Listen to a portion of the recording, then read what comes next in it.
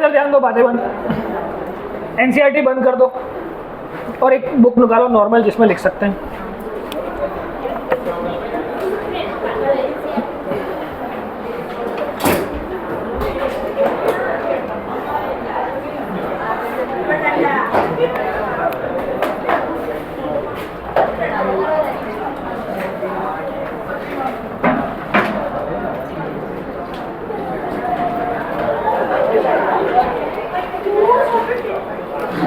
चलो इधर ध्यान दो, कोई बीच में नहीं बोलेगा, मेरे अलावा किसी का आवाज नहीं आना चाहिए।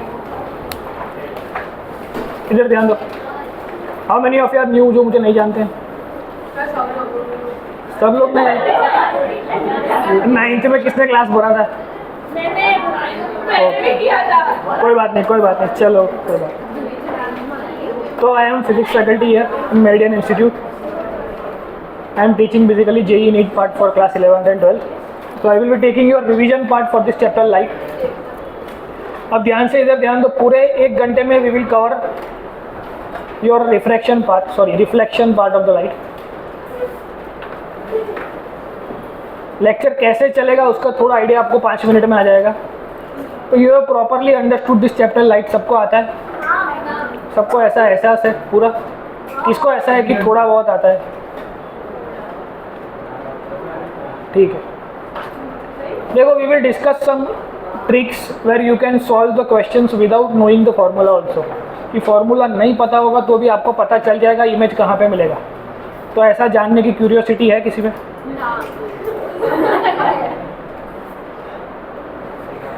देखो क्वेश्चन ऐसे होंगे जिसका आंसर होगा या तो यस सर या तो जबरदस्ती यस सर।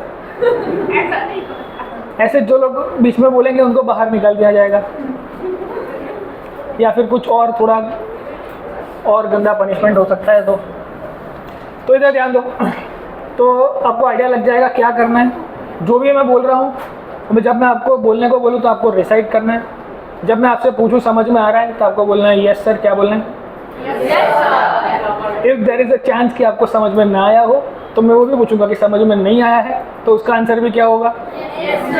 नहीं होगा, बिकॉज सारे डाउट्स मैं कवर कर लूँगा, टेंशन मत लो। तो first topic in your chapter light. Light के अंदर सबसे पहले क्या होता है कि व्हाट इज लाइट? किसी को आइडिया है लाइट क्या है? तो लास्ट बेंच।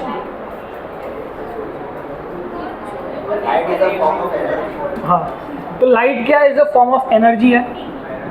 ऐसा कैसा पता चला हमको कि एनर्जी है? बिकॉज हमको पता है कि सन से जो लाइट आती है उससे ही प्लांट्स क्या करते हैं? फोटोसिंथेसिस करते हैं। So there is some kind of energy which is transferring from sun in the form of light to the particular plants. इतना सबको कोई डाउट इसमें? तो अब क्या करना है कि इस एनर्जी को समझने का तरीका होता है। तो बेसिकली क्या होता है, सबसे पहले एक होता है रे और एक होता है बीम। थोड़ा फास्ट चलेगा लेकिन आपको समझ में सब आएगा। अब what is the simple basic difference between रे एंड बीम? ज्योमेट्री सबने पढ़ा हुआ है। तो बेसिकली हम क्या कर रहे हैं, सपोज ये जो लाइट्स हमारे रूम में दिख रही है वो अगर सोर्स है, सोर्स ऑफ लाइट, अगर सन को मैं सोर्स ऑफ लाइट मानता हूँ तो सन में से एक ही रे निकलता है कि पूरी बीम निकलती है ऐसे? तो बीम का मतलब क्या हुआ? Collection of rays. बहुत सारे रे एक साथ मिलके क्या बनाएंगे? बीम। तो लाइट की एक पूरी बीम आएगी तो उसे बोलेंगे कलेक्शन ऑफ रेस। लिखने का टाइम में दूंगा, बीच में कुछ लिखना नहीं है अपने को, नहीं तो समझ में नहीं आएगा क्या चल रहा है। तो सिंपल एक्सप्लेनेशन कि beam is the collection of rays and ray is the single ray. तो हम क्या करेंगे, जैसे 9th क्लास में मान लो कोई बॉडी है m मास की, अगर इसको F जितना फोर्स लगाया तो वो यहाँ से यहाँ पहुँचेगा। इसमें कोई डाउट किसी को? अब इसको पढ़ने के लिए हम बोलते थे कंसेप्ट ऑफ पार्टिकल, कि consider a particle inside the body. अगर वो पार्टिकल यहाँ से यहाँ पहुँचा है तो अगर मैं ओनली पार्टिकल को स्टडी करूँ तो पूरी बॉडी के बारे में बोल सकता हूँ।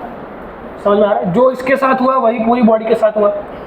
तो लॉजिकली वही लॉजिक हम यहाँ पे लगाएंगे कि consider one ray of the light. जो एक रे के साथ हो रहा है वही किसके साथ होगा? सारी रे के साथ। समझ में आ रहा है? कोई डाउट किसी को इसमें? तो लॉजिकली हम क्या करेंगे, पूरे चैप्टर में we will talk about ray of light. पर जो एक रे ऑफ लाइट के साथ हुआ वही किसके साथ होता होगा? पूरी कलेक्शन ऑफ रे के साथ, मतलब पूरे बीम के साथ वही सिनेरियो रिपीट होता होगा। तो सोर्स कैसा होता है? तो सन कैसा सोर्स है? लाइट का एक अच्छा सोर्स है, और वो कैसा सोर्स है? जो बीम को भेजता है और लाइट वहाँ से यहाँ ट्रैवल होकर के आती है। वो कैसे आई, वो सब चीज़ें आप नेक्स्ट स्टैंडर्ड्स में, अगले स्टैंडर्ड्स में पढ़ोगे कि लाइट वहाँ से यहाँ कैसे आई। जैसे 9th क्लास में हम साउंड की बात करते थे कि मैं जो बोल रहा हूँ वो आप तक पहुँच रहा है, वो कैसे पहुँच रहा है? तो भाई sound is a mechanical wave. मैं बोल रहा हूँ मैकेनिकल वेव मतलब जिसको एक मीडियम की ज़रूरत होती है। हमारे आसपास कुछ नहीं है, लेकिन कौन है? हवा है, एयर है। तो एयर क्या करती है? जब मैं बोलता हूँ तो एयर में कंडेंसेशन और रेरफेक्शन होता है। ऐसा कुछ पढ़ा होगा आपने, ट्रांसवर्स वेव, लॉन्जिट्यूडनल वेव। तो साउंड वेव लॉन्जिट्यूडनली मूव करते हैं और आप तक पहुँचते हैं। तो कंडेंसेशन एंड रेरफेक्शन होता है, और जो मीडियम है वो साउंड को वहाँ तक पहुँचाता है। इसको हमने कंपेयर कैसे किया कि भाई एयर में बोलेंगे तो आपको आवाज़ सुनाई देगी, लेकिन स्विमिंग पूल के अंदर जाकर मैं कुछ बोलूँगा तो बाहर कुछ आएगा नहीं, आवाज़ कुछ सुनाई देगा पर समझ में नहीं आएगा। तो फ्रीक्वेंसी ऑफ साउंड चेंज हो जाती है जब मीडियम चेंज हो जाता है। तो ये सब डिटेल्स चीज़ें हैं, पर उसमें अपने को जाना नहीं है। अपने को क्या समझना है? Light in terms of beam होती है, किसी भी सोर्स में से निकलने वाली लाइट। उसका हम एक पार्ट पढ़ेंगे जिसे बोलेंगे रे। तो पहला फिनोमिना, जब किसी चीज़ के बारे में फिजिक्स में पढ़ते हैं तो physics is the study of nature. Nature मतलब वाई और हाउ, कि ये क्यों है, कैसे है, उसके बारे में डिटेल में उसको समझना। अगर किसी इंसान के बारे में पढ़ना है तो मास्क निकाल दे।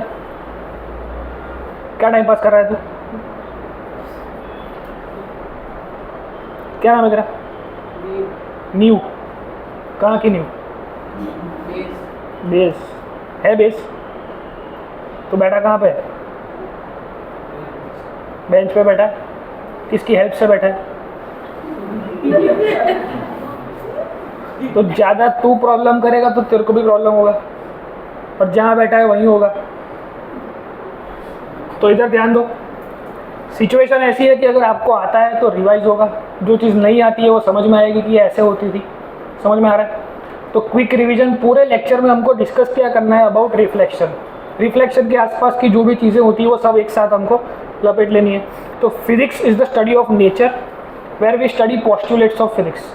अगर मुझे किसी इंसान के बारे में पढ़ना है तो मैं बोलूँगा कि इसकी नाक ऐसा है। मतलब क्राइम पेट्रोल में जब क्राइम होता है, सबने क्राइम पेट्रोल देखा है?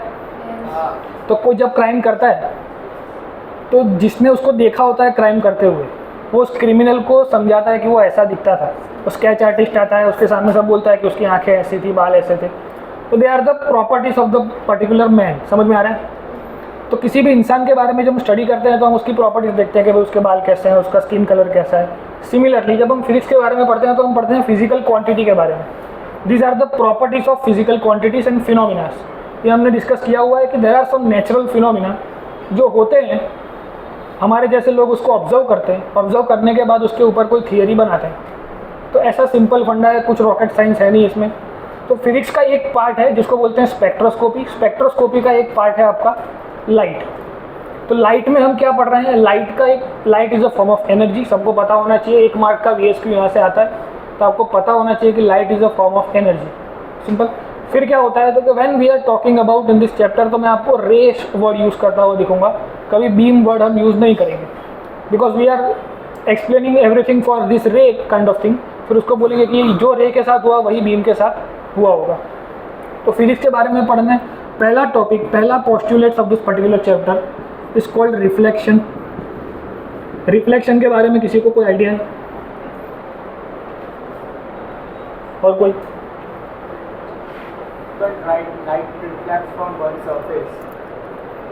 मतलब सिचुएशन ऐसी होती है, वेदांत शू करीश तू पाછી તારી ઇજ્જત જશે તારી જવા દે 50-60 વાર ભણી લેશું તું છે હવે ના ભણી લે તારે ભણો ચાલો હું શીખવાડું વેદાંત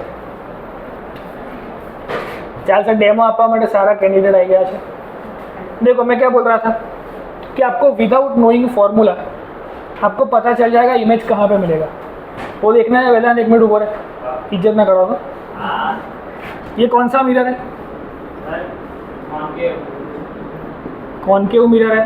इधर क्या होता है? Polaris, focal point, centre of curvature suppose मैं यहाँ पे इमेज को ऑब्जेक्ट को रखूँ तो इमेज कहाँ पे मिलेगी? बिया लोगों थोड़ा विचार पची वो। अगर हम इमेज यहाँ पे रख ऑब्जेक्ट यहाँ पे रखते हैं तो इमेज कहाँ मिलेगा? Behind the mirror. कराई टीचर आज छोकरे आज तो पहली बार एट इन्फिनिटी थोड़ी मरता वर्चुअल मर्स कोई बात नहीं। तो ऐसे आपको आइडिया लग जाएगा कि उसने एक आंसर तो सही बताया। तो विदाउट नोइंग एनी फार्मूला हम क्या करने पड़ते हैं? सबसे पहले मिरर फार्मूला लगना पड़ता है 1/f = 1/v + 1/u। ये सब करना पड़ता है तब आपको आइडिया लगता है कहाँ इमेज मिलेगा। पर एक ट्रेंड फॉलो करता है इस सारे डायग्राम्स के अंदर। अगर वो समझ लोगे तो सारे क्वेश्चंस आपको ईजी लगेंगे। समझ में आ रहा है? सिर्फ क्वेश्चन को पढ़ते ही आपको आंसर पहले से पता होगा कि इमेज यहाँ पे मिलने वाला है और ऐसे नेचर का मिलने वाला है। बिकॉज इन सम क्वेश्चन जब NTSC होता था तब क्या हमारे पास पूरा टाइम नहीं होता है पूरा सॉल्व करने का। तो हमको पूछा होता है कि नेचर ऑफ द इमेज बताओ। तो नेचर तो दो ही टाइप के होते हैं, एक होता है रियल, एक वर्चुअल।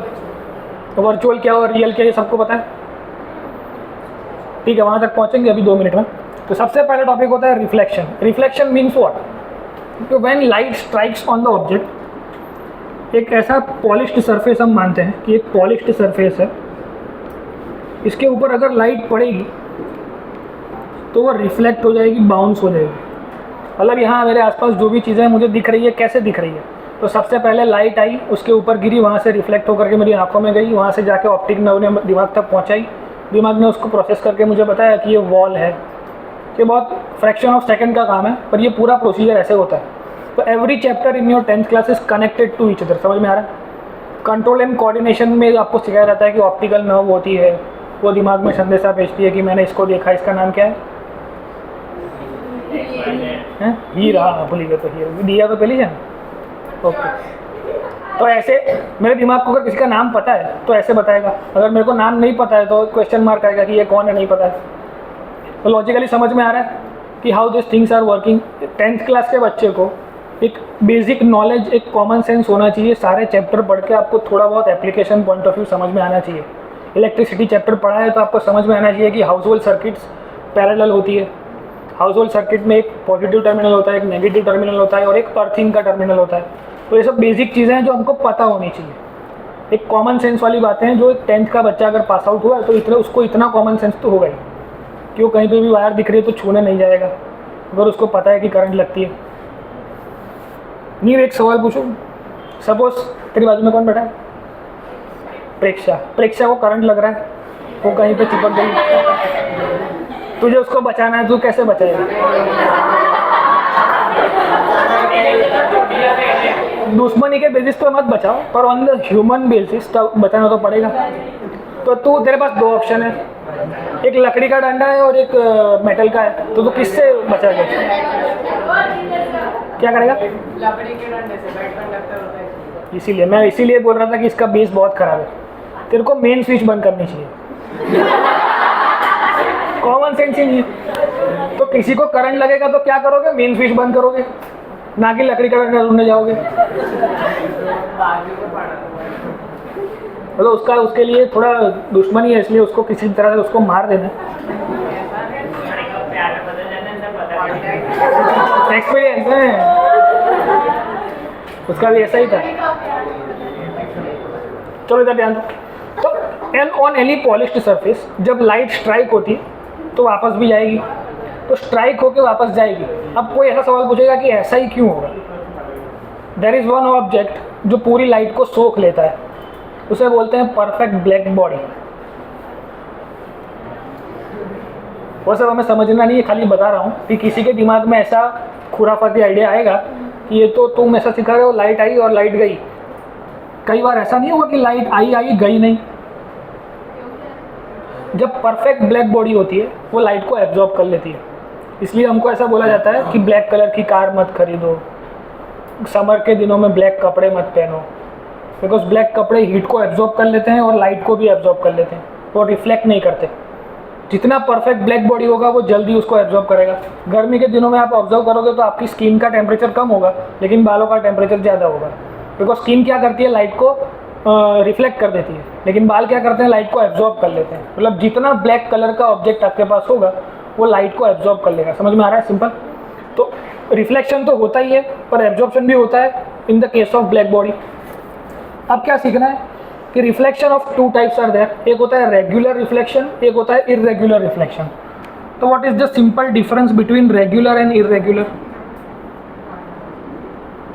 रेगुलर मतलब किसी भी प्लेन सरफेस से जो रिफ्लेक्शन होता है वो रेगुलर है, पूरी बीम आएगी, पूरी बीम जाएगी।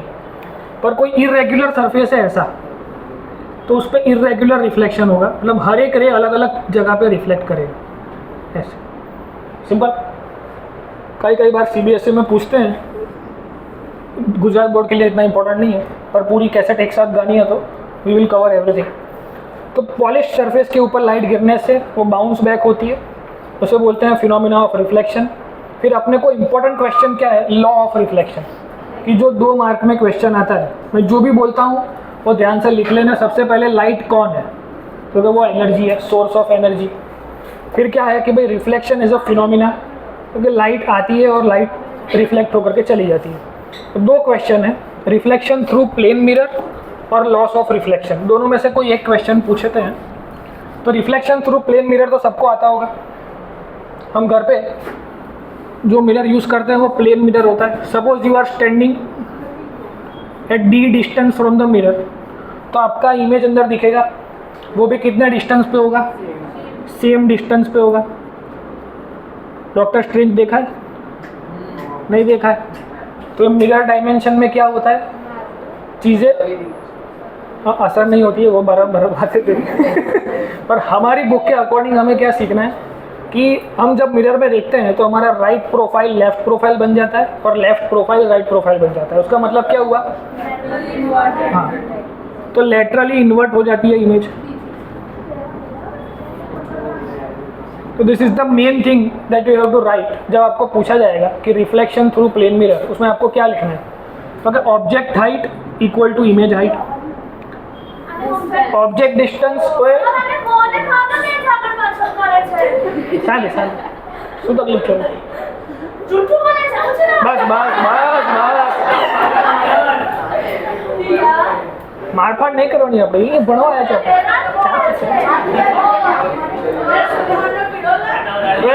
बस चुप एकदम। देखो इधर ध्यान दो, बातें बंद करो। અને ખબર છે તને અમુક શોખ હોય, હમણાં 2 કલાક માટે કંટ્રોલ કરી લે।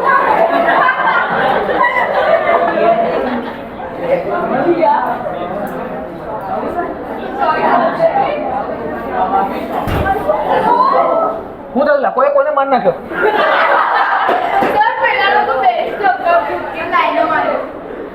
બસ બસ હવે કલાક શાંતિ રાખ, પછી કરજે બધું।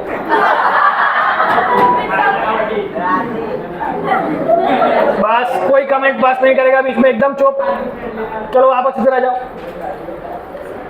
रिफ्लेक्शन थ्रू प्लेन मिरर अगर पूछा जाएगा तो व्हाट यू विल राइट? सबसे पहले डायग्राम बनाओगे, लिखोगे कि when object is at D distance from the mirror the image will be at the same distance inside the mirror. Simple. जितना ऑब्जेक्ट का हाइट है उतना ही इमेज का हाइट होगा। ऑब्जेक्ट की हाइट को बोलते हैं हम h, इमेज हाइट को बोलते हैं h डैश। और दोनों डिस्टेंस से हमें मतलब object distance equal to image distance. Image का टाइप कैसा है, नेचर ऑफ द इमेज? अब वर्चुअल का मतलब क्या हुआ कि जो इमेज हम किसी स्क्रीन पे कैप्चर नहीं कर सकते उसे बोलेंगे वर्चुअल इमेज, और जिसको स्क्रीन पे कैप्चर किया जा सकता है उसे बोलेंगे रियल इमेज। क्या रियल इमेज ऑलवेज इन्वर्टेड होती है? Virtual image always. वो मजा आ जाओ, बोलो इधर ध्यान दो। हमारे पास है रिफ्लेक्शन का लॉ सीखना है। अब ये लॉ बहुत इंपॉर्टेंट टॉपिक है। ये दोनों टॉपिक में से कोई एक टॉपिक 2 मार्क्स में आपको किसी भी स्कूल में दिखेगा। सबसे पहले 1 मार्क का सेक्शन विच इज लाइट, क्या है एक्चुअली, व्हाट इज लाइट, या फिर लाइट के बाद आपको 4 ऑप्शन देंगे, source of energy, source of work done, source of force, कुछ भी लिख के दे सकते हैं। तो आपको क्या लिखना है? Source of energy. फिर आपको क्या पता होना चाहिए? Law of reflection and reflection through plane mirror. उसमें क्या चीज़ें काम की है, पूरी सेंटेंस वाइज हमको लिखना आता है। इंपॉर्टेंट चीज़ें क्या है कि object distance equal to image distance, object height equal to image height, nature of the image will be virtual, teacher will be looking for this thing कि आपका इमेज बराबर, ये डायग्राम बराबर है, तो आप दिमाग में क्या सोचेगा वो कि ऑब्जेक्ट हाइट इमेज हाइट के बारे में कुछ लिखा है, डिस्टेंस के बारे में कुछ लिखा है, नेचर ऑफ द इमेज के बारे में कुछ लिखा है, बस इतना लिखा होगा, 2 मार्क्स मिल जाएंगे। समझ में आ रहा है? तो हमको कंटेंट उसको चेकिंग ईजी बनानी है। समझ में आ रहा है? किसी के पास टाइम नहीं है कि पूरा पढ़ के चेक करेगा, तो वो क्या करेगा, जो इंपॉर्टेंट पॉइंट्स है वही देखेगा। बायोलॉजी में बायोलॉजी के वर्ड्स आने चाहिए, केमिस्ट्री में केमिस्ट्री के वर्ड आने चाहिए, कैसे लिखना है बेसिकली वो सिखा रहा हूँ आपको। समझ में आ रहा है? जिसके मार्क्स कम आ रहे हैं ड्यू टू सम हाउ। अब लॉस ऑफ रिफ्लेक्शन क्या होते हैं, तो कि भाई देयर आर सर्टेन थिंग्स, एक होती है सरफेस, और सरफेस के परपेंडिकुलर एक लाइन होती है, उसे हम बोलते हैं नॉर्मल टू द सरफेस। कोई डाउट किसी को इसमें? ये समझने के लिए है, ये इसकी ज़रूरत क्यों पड़ी वो समझाऊंगा अभी थोड़ी देर में। जो लाइट का रे आया उसे बोलेंगे इंसिडेंट रे, और जो रे गया उसे बोलेंगे रिफ्लेक्टेड रे।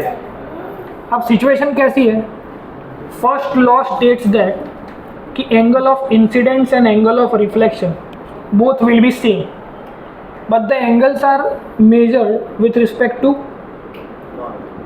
normal only, कि ये जो एंगल मेजरिंग करेंगे हम वो विथ रिस्पेक्ट टू नॉर्मल होंगे। समझ में आ रहा है? ये वाले एंगल अलग हो जाएंगे। कैसे अलग होंगे, जब स्फेरिकल मिरर आएगा तब आपको ऑटोमेटिकली पता चल जाएगा। इस केस में सेम हो रहे हैं पर उस केस में सेम नहीं होंगे। समझ में आ रहा है? तो एंगल्स जो है वो किसके साथ निकालने हैं, normal to the plane surface के साथ।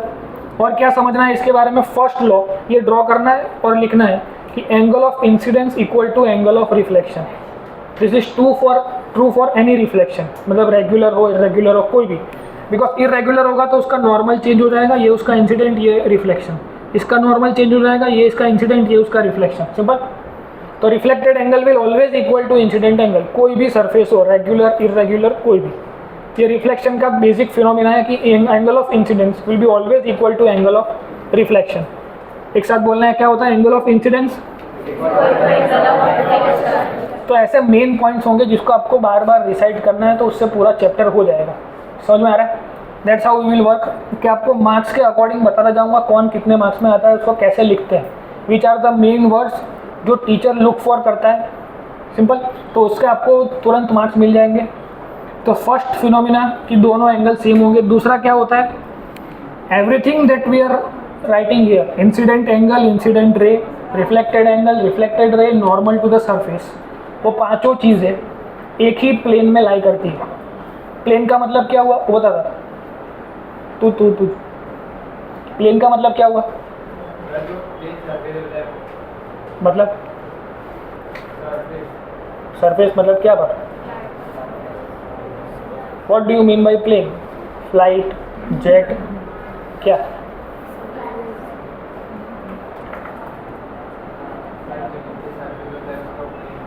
कहाँ पे सरफेस होता है?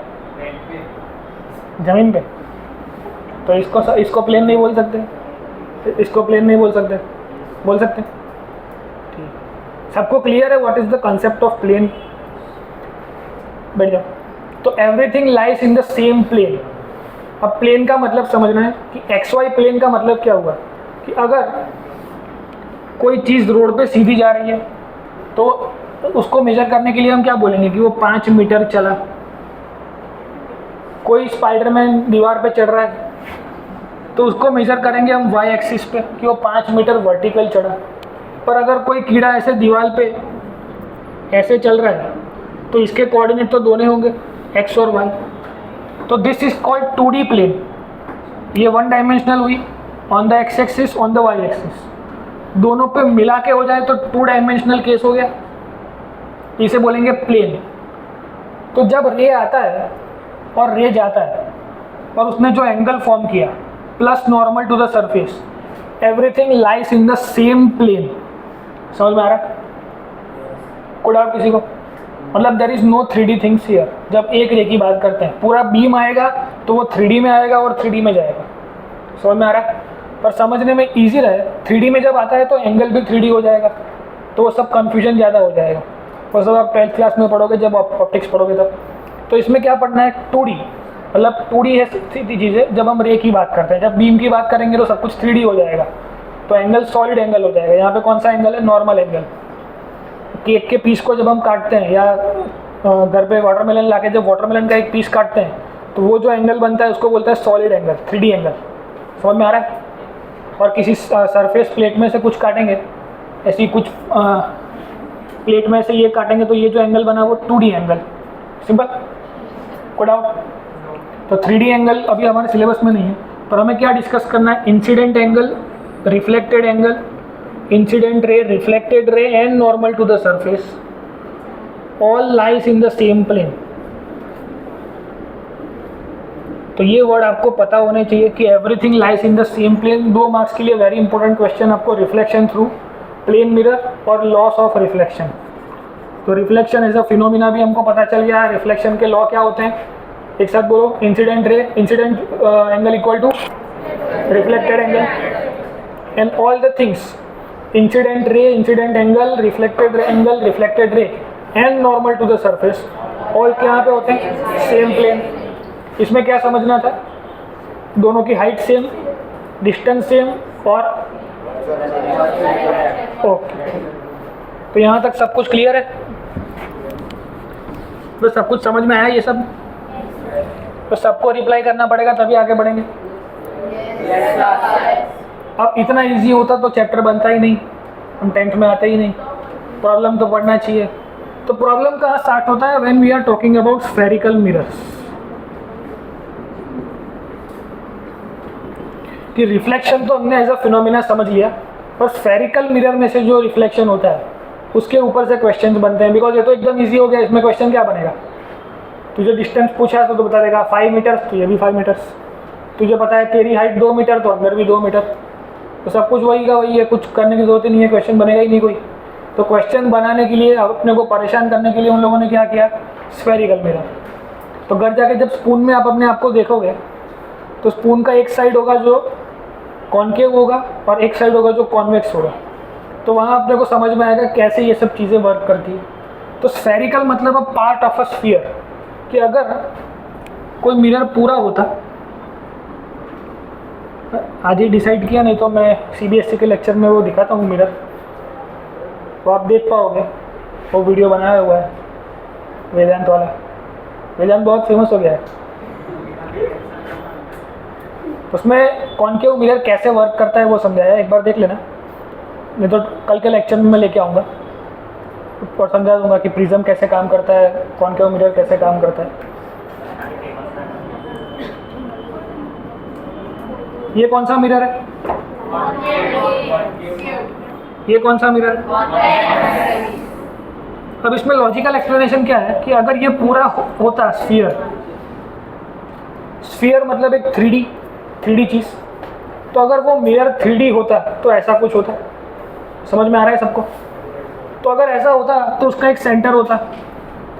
सेंटर मतलब इसका ये यहाँ से यहाँ तक का डिस्टेंस क्या बोलते हैं उसको? रेडियस।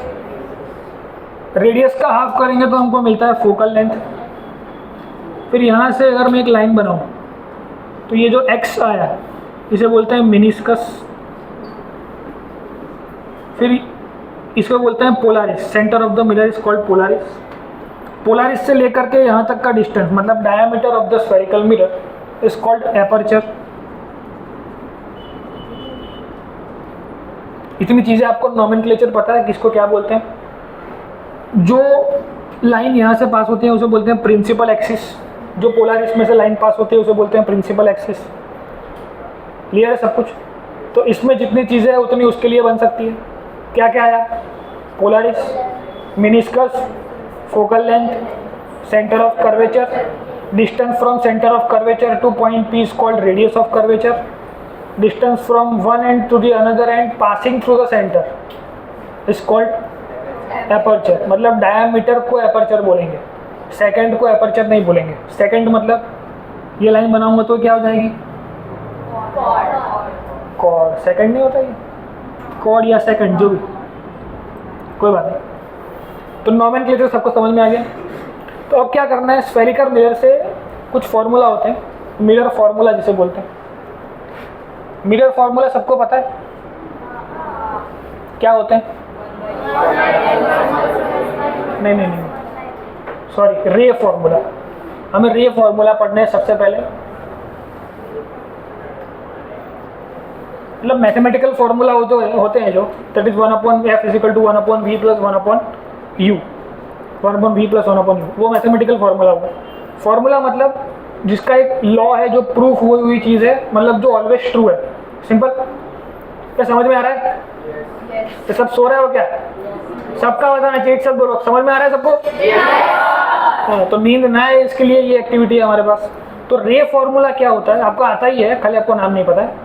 रे फॉर्मूला विच मीन्स हाउ रे will react if it is incident on the particular any mirror. किसी भी मिरर पे अगर रे जाता है तो वो कैसे रिएक्ट करता है, उसके बारे में हमें सीखना है। तो सपोज इस कॉन्केव मिरर का दूसरा नाम क्या है? Converging mirror. उसको कन्वर्जिंग क्यों बोलते हैं वो अभी समझ में आएगा। कॉन्वेक्स मिरर का दूसरा नाम क्या होता है? उसको डाइवर्जिंग क्यों बोलते हैं? वो लाइट को डाइवर्ज करा देता है। अब क्या सीखना है सबसे पहले? रे फॉर्मूला 4 रे फॉर्मूला होते हैं। सिंपल है, आप सबको पता ही है। इसको प्रिंसिपल एक्सिस बोलेंगे। इफ द रे ऑफ लाइट, ऑब्जेक्ट कहाँ पे होता है? Always left side of the mirror. Mirror के लेफ्ट साइड पे कहीं पे ऑब्जेक्ट होता है। सपोज मान लो इन्फिनिटी पे ऑब्जेक्ट है। अब इन्फिनिटी, आपके हिसाब से इन्फिनिटी क्या है? क्या इन्फिनिटी पॉसिबल है? क्या मेरी हाइट इन्फिनिटी है? ये खड़ तो आवड़ते में। Infinity is a relative term. Infinity एक रिलेटिव टर्म है जो समझने के वक्त यूज़ करते हैं। मतलब फिजिक्स में हम बहुत सारा ऐसा बोलते हैं कि भी ये इन्फिनिटी है, ये वो इन्फिनिटी है। तो ऐसे सब इन्फिनिटी से इतना ऑब्सेस्ड क्यों है? तो ऐसा ऑब्सेस्ड कोई नहीं है, पर इन्फिनिटी एक रिलेटिव चीज़ है जो समझने में काम आती है। सपोज मैं अपनी हाइट को कंपेयर कर लूँ किसी अमीबा की हाइट से, तो उसके रिस्पेक्ट तो मैं बहुत बड़ा हो गया, तो वो ऑलमोस्ट इन्फिनिटी चला गया। समझ में आ रहा है? एक उंगली के सामने भी अगर मैं अमीबा को रखूँ तो भी मेरी उंगली उसके सामने इन्फिनिटी हो जाएगी। तो रिलेटिवली वेरी लार्जर डिस्टेंस, मतलब इसकी जो फोकल लेंथ है उससे ऑब्जेक्ट डिस्टेंस बहुत दूर है। समझ में आ रहा है? फोकल लेंथ इसकी 30 सेंटीमीटर और ऑब्जेक्ट रखा है 100 मीटर पे, तो 100 metre is double greater than 30 centimetre. समझ में आ रहा है? दैट्स वाई वो 100 मीटर को हम इन्फिनिटी बोलते हैं। समझ में आ रहा है? बिकॉज मेजर तो मैं कर नहीं पाऊंगा। यहाँ पे अगर मैं मिरर पकड़ के खड़ा हूँ और वहाँ कोई खड़ा है, उसकी इमेज देखनी है मुझे इसके अंदर, तो वो कितना दूर है मैं मेजर कर थोड़ी जाऊँगा, तो बोल दूंगा वो इन्फिनिटी पे, बिकॉज वो इसकी फोकल पॉइंट से बहुत बहुत दूर है। समझ में आ रहा है? That's why way relatively infinity होता है, इसके रिलेटिव वो इन्फिनिटी पे है। समझ में आ रहा है? कोई डाउट किसी को इसमें? तो अगर कोई ऑब्जेक्ट इन्फिनिटी पे है तो उससे आने वाले रे कैसे होंगे? तो अगर रे पैरेलली आता है तो वो कहाँ से जाएगा?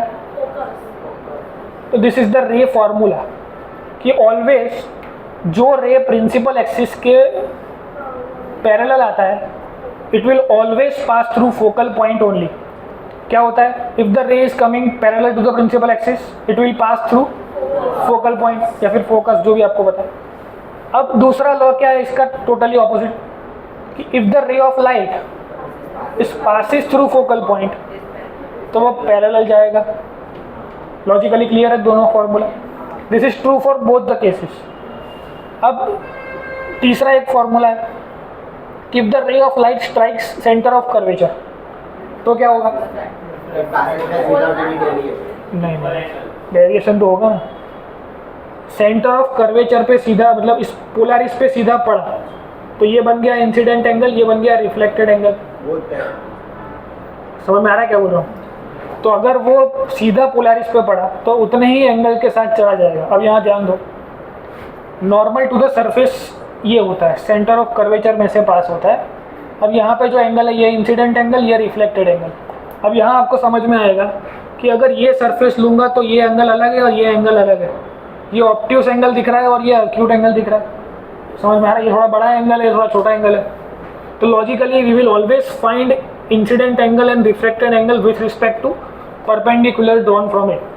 परपेंडिकुलर क्या होता है? In the case of spherical mirror, centre में से पास होने वाली लाइन को बोलते हैं सेंट्रल एक्सिस, और जो सेंट्रल एक्सिस होती है वो मिरर के किसी भी पॉइंट पे परपेंडिकुलर होती है। लॉजिकली सबको समझ में आ रहा है? तो इस केस में देखो तो प्रिंसिपल एक्सिस और सेंट्रल एक्सिस सेम हो गई। दैट्स वाई क्या होगा? नॉर्मल के साथ जो वो एंगल बनाएगा, इंसिडेंट रिफ्लेक्शन सेम बनाएगा। एक चौथा रे फॉर्मूला भी है कि अगर वो सेंटर ऑफ कर्वेचर में से पास कर जाए तो विदाउट एनी रिफ्लेक्शन वापस चला जाएगा। तो हमारे पास 4 फॉर्मूला है, कौन कौन से आए? Parallel to principal axis, if coming passes through focal, if it will strike on polaris, reflect with the same angle, if it strikes from the center of curvature तो वापस चला जाएगा। तो ये 4 फॉर्मूला सबको याद आएंगे? कोई प्रॉब्लम होगा? सिंपल है। तो इस 4 फॉर्मूला को यूज करके हमें बनाने हैं ray diagrams. Ray diagrams are the very important part, वहीं से अपने क्वेश्चंस आते हैं। तो सारे रे डायग्राम एक साथ पढ़ते हैं। रे डायग्राम समझना कैसे होता है, तो रे डायग्राम के अंदर एक ट्रेंड है, वो समझा देता हूँ।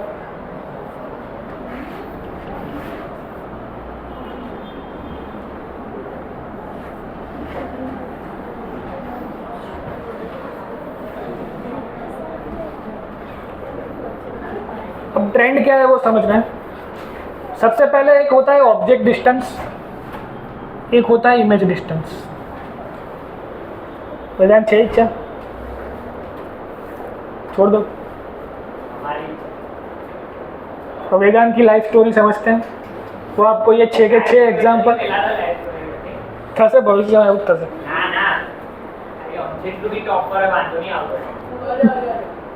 ठीक है, कोई बात नहीं। तो 4 रे फॉर्मूला हो गए, अब 6 रे डायग्राम बनाने। अब रे डायग्राम में क्या करना है? सबसे पहले आपको क्या समझना है कि ऑब्जेक्ट कहाँ पे रखना है तो इमेज कहाँ पे मिलेगा। That's we have to solve that particular thing by ray formula. तो बेसिक ज्योमेट्री से हम चलेंगे और इसको समझने की कोशिश करेंगे। सबसे पहले हम मानते हैं कि ऑब्जेक्ट कहाँ पे रखा है? इन्फिनिटी पे। Infinity is the relative term which means object distance is very greater than focal length. That's why we can say that कि u is at infinity. तो अगर ऑब्जेक्ट इन्फिनिटी पे है तो उससे आने वाले सारे रे कैसे होंगे? Parallel to principal axis. तो हमको पता है कि सारे पैरेलल से आएंगे तो रे तो कहाँ जाएंगे? तो कहाँ मिला इमेज? तो इमेज मिला एट एफ, फोकस पे। कैसा मिला? What is the nature of image? Real and inverted. अब रियल एंड इन्वर्टेड ही क्यों मिला? ये प्रैक्टिकली मैंने करके दिखाया। मेरे को लगा बहुत बोरिंग चीज़ है, लेकिन वो रील बहुत चल गई, 1.5 लाख समथिंग व्यू आ गए उस पर। तो बहुत इंटरेस्टिंग है, आपको समझने में मज़ा आएगा। क्या किया उसमें कि सपोज ये लाइट है, तो ऐसे इस बुक को मैंने मान लिया था स्क्रीन और एक ऑब्जेक्ट लिया, वो था मिरर। अब मिरर के ऊपर लाइट गिरेगी और ऐसे मैं रखूँगा तो लाइट क्या करेगी? रिफ्लेक्ट होकर के यहाँ जाएगी। तो एक पर्टिकुलर डिस्टेंस पे वो लाइट एकदम शार्प दिखेगी। नज़दीक आऊँगा तो ब्लर हो जाएगी, दूर ले जाऊँगा तो ब्लर हो जाएगी। एक पर्टिकुलर डिस्टेंस पे वो एकदम शार्प पॉइंट दिखेगा इस लाइट का स्क्रीन के ऊपर। तो वो जो पॉइंट दिखा वो क्या है? एक्चुअली फोकल पॉइंट है। समझ में आ रहा है? बिकॉज इन्फिनिटी से आने वाली सारी लाइट मिरर में गई, मिरर से पास होकर के यहाँ गई, और हमको पता है वो कहाँ कन्वर्ज करेगी? फोकल पॉइंट पे। तो जहाँ मुझे इसकी इमेज एकदम शार्प दिखेगी, एक पॉइंट दिखेगा लाइट का एकदम शार्प, वो क्या होगा? Focal length of the mirror. समझ में आ रहा है? इमीडिएट प्लान हुआ इसलिए लेके नहीं आया, बाकी मैं कल लेके आऊँगा, आपको बताऊँगा कैसे होता है ये सब। अब क्या करना है? दूसरा चीज़ कि इफ़, अब ट्रेंड आप ध्यान से फॉलो करो कि ऑब्जेक्ट पहले इन्फिनिटी पे था, अब थोड़ा ऑब्जेक्ट चल के आगे आएगा। एक्चुअली करना क्या है? इन दोनों को मिलना है, एक पॉइंट पे मिलना है। वेदांत का ऐसा स्टोरी है कि वेदांत को किसी को मिलना था, तो पहले वो उसको इन्फिनिटी से दूर से देखता था, तो उसके चांसेस थे पॉइंट साइज। फिर वो थोड़ा और नज़दीक आया। किसको देखता था मेरे को पता है, पर बताऊंगा नहीं। वो गरबा के वक्त पता चल गया मुझे। मैचिंग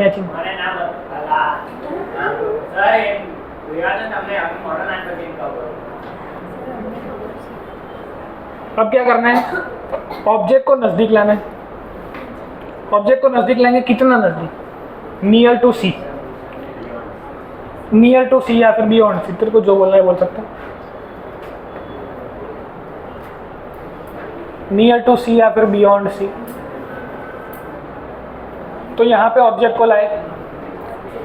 दूसरा ऑप्शन क्या बनेगा, अब यहाँ पे भी उसका कुछ नहीं हुआ तो वो थोड़ा और आगे आया, सेम क्लास में आ गया। सेम क्लास में आने से उसका चांस मिल जाएगा यहाँ पे इमेज उसको वहीं मिल जाएगा जहाँ चाहिए। फिर क्या होगा, थोड़ा और आगे जाएगा वो। ये ट्रेंड समझ में आ रहा है क्या हो रहा है? आपको फोकस कहाँ करना है, ऑब्जेक्ट धीरे धीरे आगे आ रहा है, मतलब वो धीरे धीरे एफर्ट लगा रहा है, अब वो यहाँ पहुँचेगा। लास्ट क्या है, एफ के ऊपर पहुँच जाएगा, फोकल पॉइंट के ऊपर।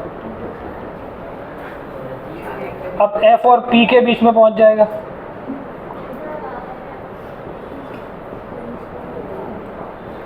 ये भी प्रैक्टिकली हम देख सकते हैं कि जब मिरर हमारे सामने होगा तो when you cross focal point तो आपको अपना फेस सीधा दिखेगा, और थर्ड फोकल पॉइंट से आगे ले जाओगे तो अपना फेस उल्टा हो जाएगा। ये प्रैक्टिकली कल करके देखेंगे। अब क्या होगा, यहाँ से जो रे आएगा वो कैसा होगा, पैरेलल टू प्रिंसिपल एक्सिस, तो it will go through control आवाज चला फोकल से जाएगा। दूसरा ऑप्शन क्या है कि उसको सेंटर ऑफ कर्वेचर से भेज सकते हो तो वापस वहीं से जाएगा, या फिर फोकल से भेज सकते हो तो यहाँ जाएगा। तो आपको जो भी उन चारों में से जो भी आपको यूज़ करना है आप कर सकते हो, सेम आंसर आएगा। तो मैं फोकल पॉइंट से भेज रहा हूँ।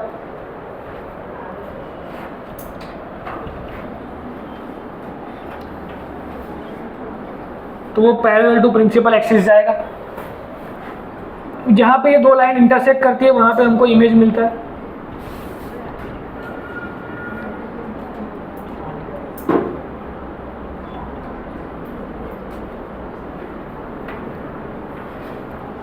लॉजिकली क्लियर है। अब क्या हुआ, इधर U रखा आपने बियॉन्ड C, तो V कहाँ पे मिला, बिटवीन C एंड F। यहाँ से ट्रेंड समझो कि ऑब्जेक्ट जैसे जैसे आगे आता है वैसे वैसे इमेज भी थोड़ा थोड़ा आगे आता है। समझ में आ रहा है? तो सबसे पहले ऑब्जेक्ट इन्फिनिटी पे था तो इमेज पॉइंट साइज का था। अब धीरे धीरे ऑब्जेक्ट आगे आया तो इमेज और आगे आया, तो बिटवीन C एंड F। अब तीसरे केस में थोड़ा और आगे आया तो इमेज भी उसके थोड़े आगे आएगा। समझ में आ रहा है? तो लॉजिकली इधर क्या होगा, अब इधर कमेंट करना है हमें चार चीज़ों के बारे में। एक तो ऑब्जेक्ट कहाँ पे, इमेज कहाँ पे, इमेज की हाइट कैसी है, तो क्या ऑब्जेक्ट की height is greater than image की हाइट। ऑब्जेक्ट थोड़ा बड़ा है, इमेज थोड़ा छोटा है, सिंपल। और क्या बोलना है, नेचर के बारे में। तो nature is real and inverted, because inverted है और रियल है। रियल है मतलब स्क्रीन रखेंगे तो उसके ऊपर उसका इमेज मिलेगा। समझ में आ रहा है? अब क्या करना है, on the C. On the C से आप पैरेलल लाइन भेजो तो फोकल से पास करेगी। अब फिर से फोकल से भेजो तो वापस वो ऐसे भेजेगा।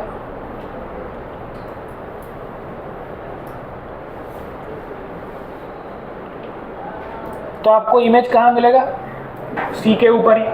तो यहाँ पे ट्रेंड समझो, यू कहाँ पे है, ऑन द सी। वी कहाँ पे है, वो भी ऑन द सी।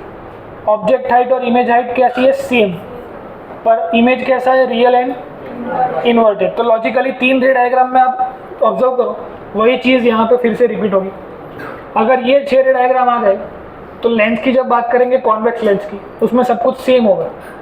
पर इसमें क्या है, फिनोमिना ऑफ रिफ्लेक्शन है। तो जब मैं लेंस पकड़ता हूँ, मतलब मिरर पकड़ता हूँ और यहाँ पे स्क्रीन रखता हूँ, तो लाइट इसमें जाएगी और रिफ्लेक्ट होगी। सेम केस में जब मैं लेंस रखूँगा तो एक साइड से लाइट आएगी और दूसरी साइड जाएगी, अंदर से पास करके दूसरी साइड निकलेगी। समझ में आ रहा है? तो जो चीज़ हम फोकल लेंथ के लिए मैं बोल रहा हूँ कि एक पॉइंट साइज का डॉट मिलेगा, जहाँ पे मिलेगा वो फोकल लेंथ होगी कॉनकेव मिरर की। वैसे ही जब लेंस को बीच में रखेंगे और लाइट आएगी और दूसरी तरफ स्क्रीन रखेंगे तो दूसरी तरफ पॉइंट मिलेगा। वो जहाँ पे शार्प मिलेगा वो किसकी फोकल लेंथ होगी, कॉन्वेक्स लेंस की। समझ में आ रहा है? तो convex lens and concave mirror both are almost similar. सब कुछ अगर ये समझ में आ गया तो वो एज इट इज समझ में आ जाएगा। प्रोजेक्ट क्लियर है सबका? बस बोलना है। अब क्या करना है, अब हमें सी से थोड़ा और आगे ऑब्जेक्ट को रखना है। सी से थोड़ा और आगे रखा है ऑब्जेक्ट को, तो फिर से पैरेलल रे जाएगा और फोकल लेंथ से पास होगा। दूसरा क्या ऑप्शन है, फोकल लेंथ से पास कराओ, थोड़ा और आगे चला जाएगा। तो अब क्या होगा, वहाँ पे दोनों एक साइड सी पे पहुँच चुके थे। हमको पता है ट्रेंड कि ऑब्जेक्ट धीरे धीरे आगे आता है, वैसे वैसे इमेज दूर जाता है, तो इमेज अब सी से आगे चला जाएगा। तो अब यहाँ पे क्या ऑब्जर्वेशन मिला कि इमेज की हाइट ऑब्जेक्ट की हाइट से बढ़ गई। यू कहाँ पे रखा था? Between C and F. V कहाँ पे मिला? बियॉन्ड सी। क्लियर हो रहा है? और nature of the image real and inverted. अब ये फोर्थ रे डायग्राम जो है वो खत्म हुआ। फिफ्थ के बारे में आप क्या कमेंट कर सकते हो? फिफ्थ कैसा होगा? एट एफ आपने ऑब्जेक्ट रखा हुआ है। अब कौन सा ऑप्शन है? यहाँ पे एक रे भेजो तो ऐसे जाएगा। दूसरा क्या ऑप्शन है?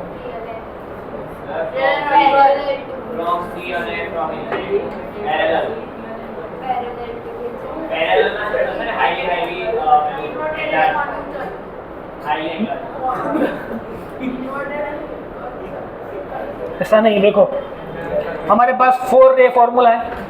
हमने यहाँ कौन सा यूज़ किया? पैरेलल आया, फोकल में से गया, पैरेलल आया, फोकल में से गया। वहाँ पे भी वही यूज़ किया, यहाँ पे भी वही यूज़ किया। पर यहाँ तो अब ऑब्जेक्ट फोकल पे ही खड़ा है। हाँ, तो सेंटर ऑफ कर्वेचर से अगर रे भेजूंगा मैं ऐसे, तो वैसा का वैसा वापस आ जाएगा। और ये फ्यूचर में कहीं जाके मिलेंगे, वहाँ पे ऑब्जेक्ट मिलेगा। समझ में आ रहा है? वहाँ पे आपको इमेज मिलेगा। तो फ्यूचर में कहीं जाके मिलेंगे। यू कहाँ पे है? On the F. वी कहाँ पे है? Infinity, relatively infinity. क्या हुआ ना? हो जाए थोड़ा ऐसा होगा कि वो आगे जाके मिल जाएंगे। तो एच डैश कैसा मिला? Double greater than H. Image height will be very very large, very enlarge image मिल जाएगा आपको। कहाँ मिलेगा? तो इन्फिनिटी पे मिलेगा। फोकल लेंथ पे आपने रखा हुआ है ऑब्जेक्ट को। तो ये सारी चीज़ें क्लियर है? कोई डाउट किसी को इसमें? Nature of the image real and inverted. Last रे डायग्राम फटाफट इसको रिवर्स कराओ, क्या होगा? नहीं। अब देखो, इसमें पहले 2 फॉर्मूला हमारे पास नहीं हो सकते। फोकल से पास करा नहीं सकते, पैरेलल भेजेंगे फोकल से जाएगा नहीं। 2 ही ऑप्शन बचे कि पोलरिस पे भेजो, ऐसे चला जाएगा। और दूसरा भी यही ऑप्शन बचा कि सेंटर ऑफ कर्वेचर से भेजो तो वापस चला जाएगा। अब दीज आर नॉट पैरेलल, ये 2 दूर जा रहे हैं। ये भी पैरेलल नहीं है, थोड़ा नज़दीक है ऐसे, तो आगे जाकर कहीं मिलेगा। लेकिन ये थोड़ा बड़ा हो गया तो आगे जाकर कहीं मिलेगा ही नहीं। इसको कितना भी एक्सटेंड करो कहीं पे नहीं मिलेगा। तो ये कहाँ मिलेगा? पीछे एक्सटेंड करके यहाँ मिलेगी image, that is called virtual image. ये सारे रे डायग्राम किसी को ड्रॉ करने तो करो, नहीं तो फोटोग्राफ खींच लेना, नहीं तो ये वीडियो अवेलेबल है, आप देख सकते हो कभी भी। अब क्या होगा, कल मिरर लेके आएंगे तो उसको प्रैक्टिकली करके देखेंगे कि पहले मिरर को इतना दूर रखूँगा मैं। मिरर की जो फोकल लेंथ होगी वो पहले सबसे पहले निकालेंगे। कैसे निकालेंगे? तो एक स्क्रीन रखेंगे, एक ऑब्जेक्ट रखेंगे लाइट के पास, और स्क्रीन पे उसको इम्पैक्ट कराएंगे तो एक रफ फोकल लेंथ मिल जाएगी 30 सेंटीमीटर या 60 सेंटीमीटर जो भी होगी। तब उस 30 सेंटीमीटर में से मैं इसका इतना दूर रखूँगा तो वो इन्फिनिटी हो गया, रिलेटिवली बहुत दूर है।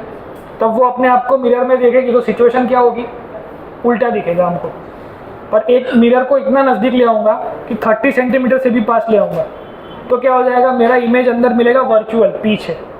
समझ में आ रहा है? वो सीधा मिल जाएगा। समझ में आ रहा है क्या हो रहा है? तो मिरर जो होगा उसकी फोकल पॉइंट जहाँ पे होगी उससे दूर कहाँ पे भी रख दो तो कैसा मिलेगा इमेज? Real and inverted.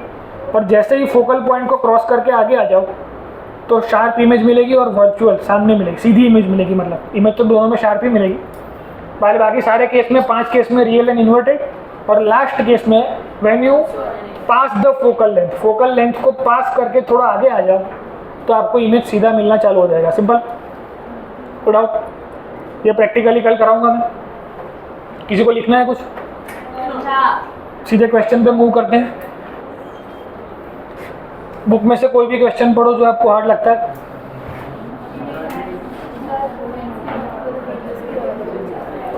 बता दो। होमवर्क से बचने के लिए हमारे पास एक सुविधा है, नहीं नहीं होमवर्क देने का ही रहता, होमवर्क तो मत जाएगी। और बस सुविधा चाहिए। ये होमवर्क अगर एक टाइम करना है, ये जो रे डायग्राम से बाय डिफॉल्ट होमवर्क में करना है 2 टाइम्स। तो सुबह टेस्ट में आज तो पूछा से एक चैप्टर थोड़ी पूछे तो 6 रे डायग्राम से बनाओ तो कितनी बार लग से तो बस 2 बार करो ना। अगर किसी को एक बार करना है तो हमारे पास स्कीम है, बताओ स्कीम जाननी है स्कीम कि नहीं जानना? सिंपल स्कीम है, आपको इंस्टाग्राम पे जाना है, शूट करो। अरे वो वही वो कॉन्केव मिरर वाला वीडियो देखने के लिए जाना है। सर अगर ऑलरेडी फॉलो करता हूँ, ऑलरेडी फॉलो करता है देख के चलो। पहले जो हमें स्कीम में एनरोल छो ना करो तो 5 और लोग तो पैसा ही तो ऊपर है क्लास में बहुत तकलीफ कर पहले भी फॉलो करिए। एक बार तो एक बार अल्लाह के दो है। हाँ आज आओ सर्च करो चलो इधर ध्यान दो। अब एग्जाम्पल या अनसॉल्व में से कोई भी क्वेश्चन निकालो।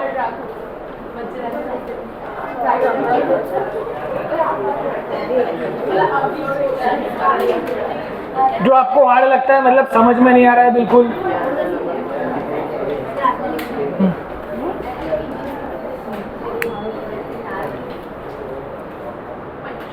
सॉल्व कर चलो वाँचो को सवाल वाँचो। And object 5 centimeter in length is 25 centimeter. एक मिनट सबसे पहले क्वेश्चन पढ़ने का तरीका सोचो। क्या लिखा है? Object of 5 centimeter in height. तो क्या दिया हुआ है? ऑब्जेक्ट की हाइट दी हुई है 5 सेंटीमीटर। डेटा नोट करो, उसको एसोसिएट करो तो सॉल्व हो जाएगा। is held 25 centimeter away from converging lens. Converging lens 25 centimetre away from a converging lens. Converging lens मतलब कौन सा लेंस हुआ? कॉन्वेक्स लेंस हुआ। उससे 25 सेंटीमीटर। ऑब्जेक्ट ऑलवेज कहाँ होता है? Left side of the mirror. तो यहाँ से देखो विदाउट सॉल्विंग हमको कुछ पता नहीं है, फॉर्मूला ऐसा मान लो, बट डायरेक्टली आपको बता सकता हूँ इमेज कहाँ मिलेगा। कैसे? और ध्यान से ऑब्जर्व करो इस चीज़ को। क्या करना है? ऑब्जेक्ट को रखा है मैंने 25 सेंटीमीटर पे, तो ऑब्जेक्ट है U 25 सेंटीमीटर पे, उसकी हाइट है 5 सेंटीमीटर। और बोलो और focal length 10 centimeter. Focal length कितनी है उसकी? 10 centimeter. तो भाई 10 सेंटीमीटर। अब ध्यान से सोच, तो फोकल लेंथ अगर मैं डबल कर दूं तो सेंटर ऑफ कर्वेचर मिलेगा। तो सेंटर ऑफ कर्वेचर कहाँ मिला? 20 सेंटीमीटर पे। तो ये कौन सा रे डायग्राम हुआ? सेकेंड रे डायग्राम, बियॉन्ड C। तो इमेज कहाँ मिलेगा? Between C and F। कैसा मिलेगा? Real and inverted. तो डायरेक्टली मैंने कुछ सॉल्व नहीं किया, खाली मुझे ऐसा पूछा होता कि in this case what is the type of image, तो रियल एंड इन्वर्टेड। और कहाँ मिला होगा? तो इस तरफ फोकल पॉइंट कहाँ होगा? अगेन 20 सेंटीमीटर पे, sorry centre of curvature again 20 centimetre पे होगा। इधर ध्यान दो, एक मिनट समझो इस चीज़ को प्रॉपरली कि फोकल लेंथ 10 सेंटीमीटर है और उसका डबल करूँगा तो सेंटर ऑफ कर्वेचर मिलेगा।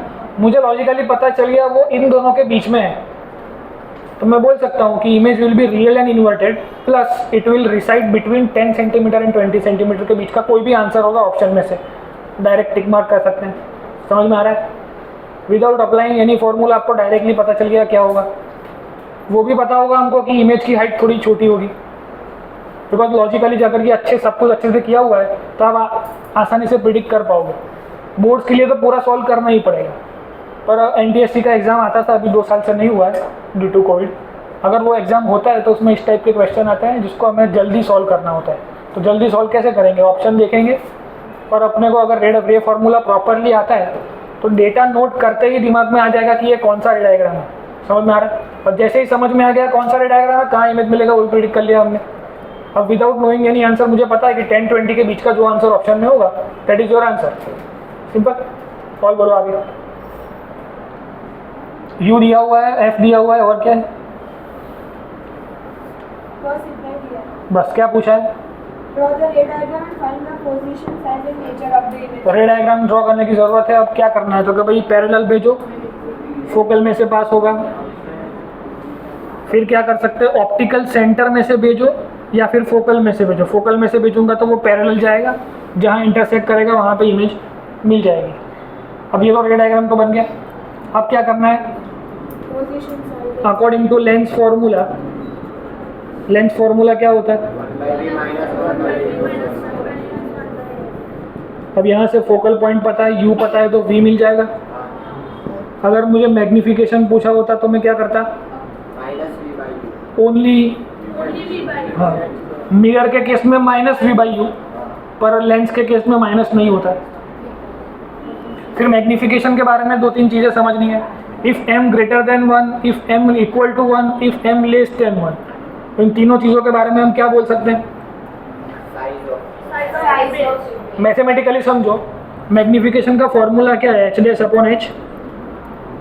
तो अगर वो 1 से बड़ा आया उसका मतलब क्या हुआ, अगर 4/2 करूँगा तो क्या आएगा, 2, विच इज़ ग्रेटर देन 1। इसका लॉजिकली मीनिंग क्या होता है कि इमेज बड़ा है ऑब्जेक्ट से। मैथमेटिकली भी सही साबित हो रहा है। तो इसका मतलब क्या हुआ, इफ़ m ग्रेटर देन 1 तो बाय डिफ़ॉल्ट मानना है कि इमेज एनलार्ज ही है। समझ में आ रहा है। इफ़ m इक्वल टू 1 कब आएगा, जब h और h सेम होंगे, मतलब 1 आएगा। तो मतलब जब दोनों सेम होंगे मतलब सेम हाइट। समझ में आ रहा है क्या बोल रहा हूँ। If m is less than 1 तो बाय डिफ़ॉल्ट मीनिंग क्या होगा कि डिमिनिश्ड, कि इमेज विल बी डिमिनिश्ड। समझ में आ रहा है। तो लॉजिकली हमको ये सब पता होना चाहिए। पहले डेटा नोट करो, एक लाइन पढ़ो, उसमें क्या आया है उसको नोट करो। उसको नोट करते ही जो भी मिरर या लेंस है वो समझ में आया उसको तुरंत ड्रॉ करो। ड्रॉ करने के बाद क्या करना है, तुरंत ड्रॉ करने के बाद हमें समझ में आ जाएगा एफ और यू अगर मिल गया, एफ खाली फोकल लेंथ पता है, उससे हम सी निकाल लेंगे। सी निकाल लेंगे तो हमें पता चल जाएगा ऑब्जेक्ट कहाँ पे रखा हुआ है। तो 6 में से कौन सा रे डायग्राम है तुरंत प्रिडिक्ट हो जाएगा। समझ में आ रहा है। सिमिलरली अगर आपने प्रैक्टिस इतनी कर ली तो ये सब कुछ बहुत इजीली समझ में आ जाएगा। ये सारे 6 रे डायग्राम के आपको खाली क्या पता होना चाहिए, ट्रेंड, कि ऑब्जेक्ट नज़दीक आता है वैसे वैसे इमेज दूर जाता है। सेम चीज़ कहाँ होती है, कॉन्वेक्स लेंस के अंदर। पर लेंस के अंदर रिफ्रैक्शन होता है, मतलब लाइट यहाँ से वहाँ जाती है, दैट्स वाई। सिंपल। अब कोई भी रिफ्लेक्शन का सम कराओ, because we are taking reflection as a phenomena. ये रिफ्रैक्शन कल आएगा। अब रिफ्लेक्शन का कोई सम निकालो। अब ये जो कैलकुलेशन वाला पार्ट है वो हो जाएगा, कराओ कराओ। बीजी कोई बुक તમારી પાસે હાજર હોય તો એમાંથી કોઈ ક્વેશ્ચન આપો।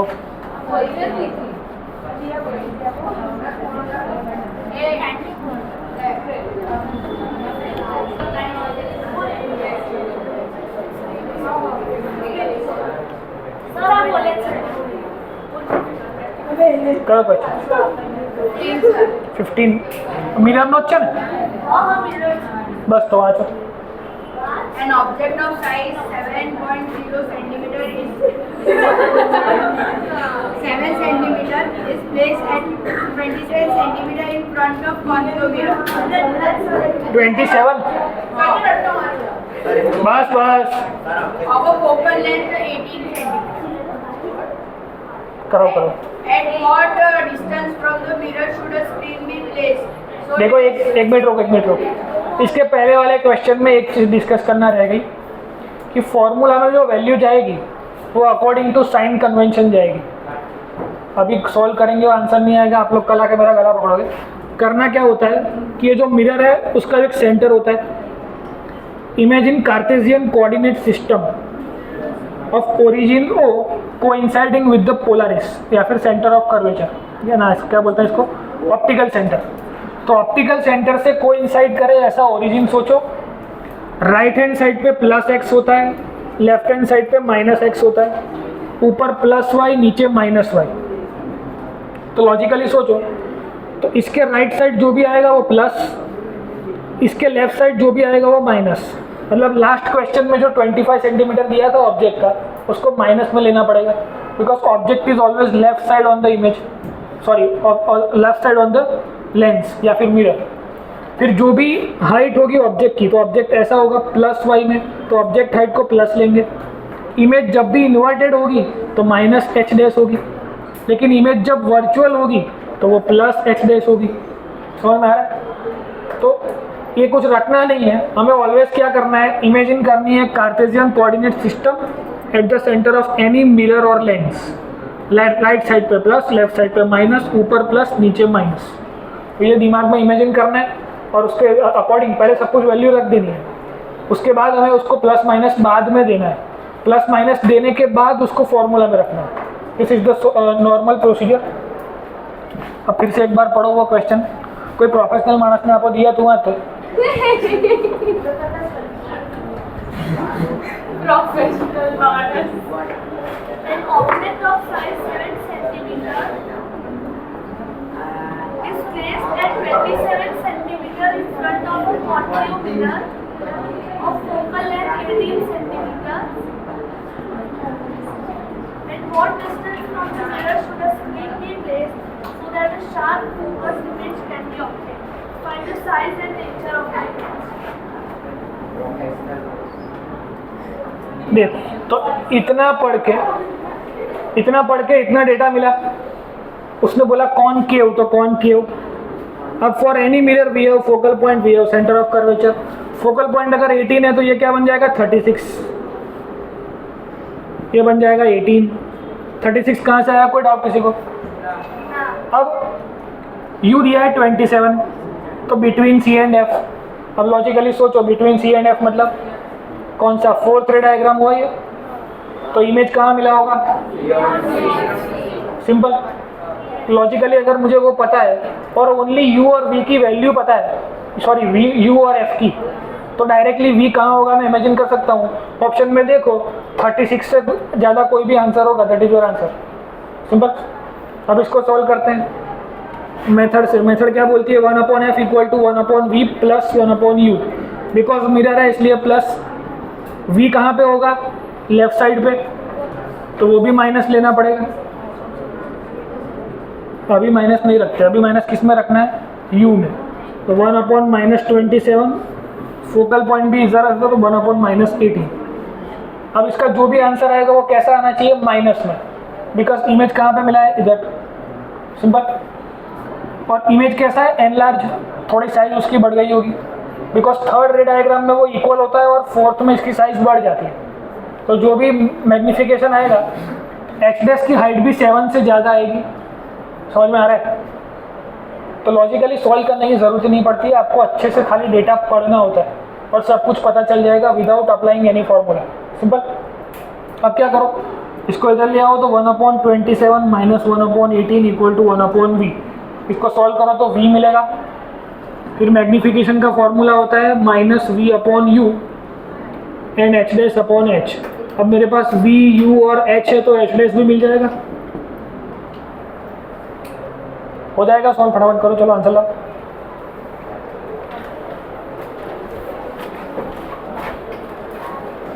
जीवन में कहीं काम कर।